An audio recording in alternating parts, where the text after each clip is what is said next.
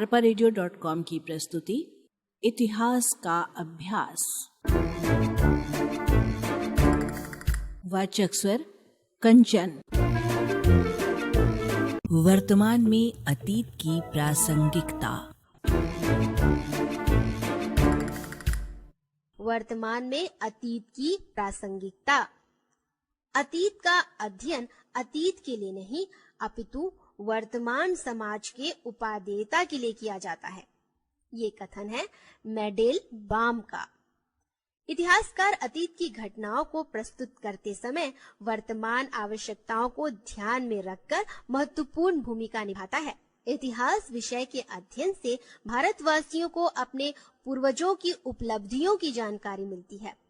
वर्तमान समय में इतिहास विषय की प्रासंगिकता इस प्रकार है।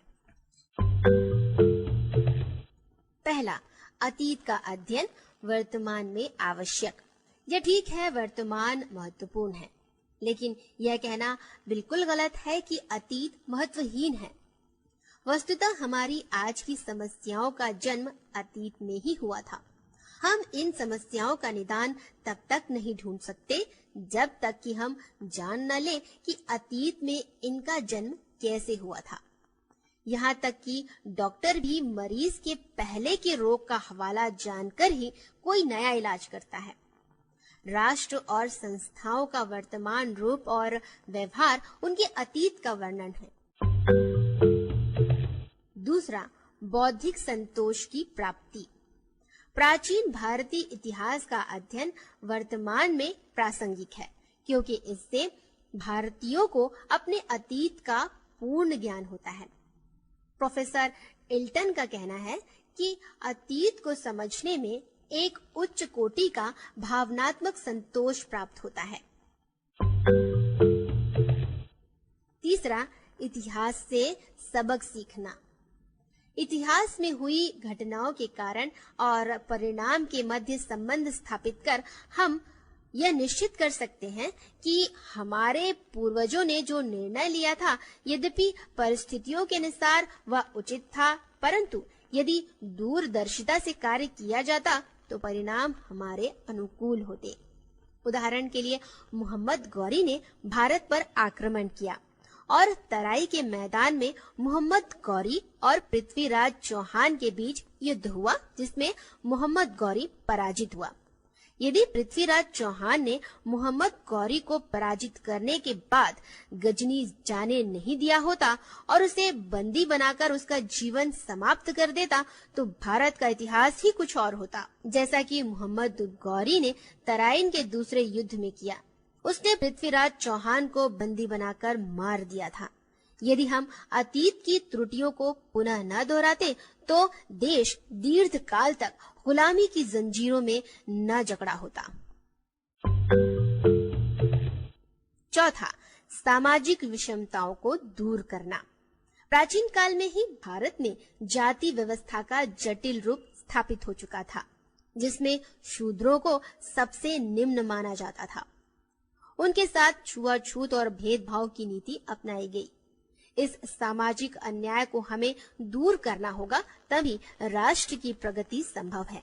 यद्यपि प्राचीन काल में स्त्रियों की स्थिति समाज में उच्च थी, लेकिन कालांतर में स्त्रियों की दशा धीरे धीरे अत्यधिक शोचनीय हो गई। वर्तमान भारत के संविधान द्वारा नारियों को समानता का अधिकार प्राप्त हो गया है, परंतु समाज में युगों से दबी रहने के कारण वे अपनी भूमिका निभाने में पूरी तरह समर्थ नहीं हुई हैं। पांचवा, गौरवशाली अतीत का ज्ञान। धार्मिक और सामाजिक पुनर्जागरण के फलस्वरूप भारतीयों को अपने गौरवशाली अतीत का ज्ञान प्राप्त हुआ, विशेषकर जब पश्चिमी इतिहासकारों ने रुचि लेकर भारत की अतीत की जानकारी प्राप्त की और जनमानस के सामने रखी।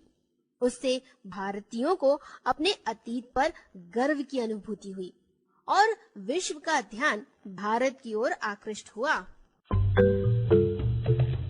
छठवां, वर्तमान समस्याओं के समाधान के लिए। कालांतर में हम जो भी समस्याओं का सामना करते हैं, उन समस्याओं का समाधान करने के लिए भारत के अतीत का अध्ययन विशेष सार्थक सिद्ध होता है, जिसके आधार पर हम अपने वर्तमान को संजो सकते हैं। जैसे मुगल शासक अकबर ने अपने साम्राज्य को अक्षुण्य बनाने के लिए हिंदुओं, विशेषकर वीर जाति राजपूतों से मधुर संबंध स्थापित किए थे।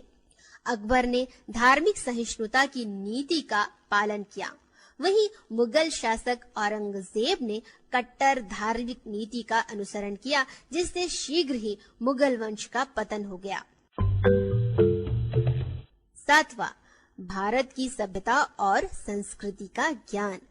अतीत काल में भारतवासी कैसे रहते थे, किस तरह जीवन यापन करते थे, उनकी संस्कृति क्या थी, वे कौन कौन सी परंपराओं और रीति रिवाज को अपनाते थे, इस तरह के बहुत सारे प्रश्न मस्तिष्क को उद्वेलित करते हैं। इन सब प्रश्नों का उत्तर हमें इतिहास विषय के अध्ययन से ही प्राप्त होता है।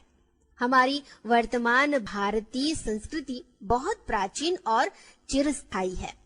इस संस्कृति को अक्षुण्य बनाए रखने में कौन कौन से मूल तत्व विद्यमान है, इस बात की जानकारी हमें अतीत के गहन अध्ययन के उपरांत ही प्राप्त होगी। हुमायूं कबीर का कहना है कि भारतीय संस्कृति की कहानी एकता तथा समाधानों के एकीकरण और प्राचीन भारतीय परंपराओं के पूर्ण तत्व की कहानी है। सभी संस्कृतियां नष्ट हो गई, लेकिन भारतीय संस्कृति की एकता तथा समन्वय सतत और अमर है। 8वां, देश की प्रगति में बाधक तत्वों की पहचान। इंग्लैंड ने जब से भारत को अपना उपनिवेश बनाया, उसने अपनी स्वार्थ पूर्ति के लिए भारत में फूट डालो राज्य करों की नीति का अनुसरण किया, जिसके परिणाम स्वरूप भारत के विकास में अवरोध उत्पन्न हो गया। जब तक अतीत की इन बुराइयों को, जिन्होंने गहराई तक अपनी जड़ें जमा रखी हैं, दूर नहीं किया जाएगा, भारत की प्रगति में बाधा उत्पन्न होती रहेगी। जातिवाद और संप्रदायवाद वर्तमान में भारत के विकास में बाधक तत्व है। राम शरण शर्मा के शब्दों में, प्राचीन भारत के अध्ययन से हम तह में बैठकर पता लगा सकेंगे कि इन दुराग्रहों की जड़ें कहाँ हैं। हम उन कारणों को ढूंढ निकाल सकेंगे जिन पर जाति प्रथा और महिला की पराधीनता टिकी हुई है और संकीर्ण संप्रदायवाद को बढ़ावा मिल रहा है। हमें राष्ट्र की प्रगति के लिए इन सामाजिक विषमताओं को दूर करना होगा। arparadio.com की प्रस्तुति इतिहास का अभ्यास।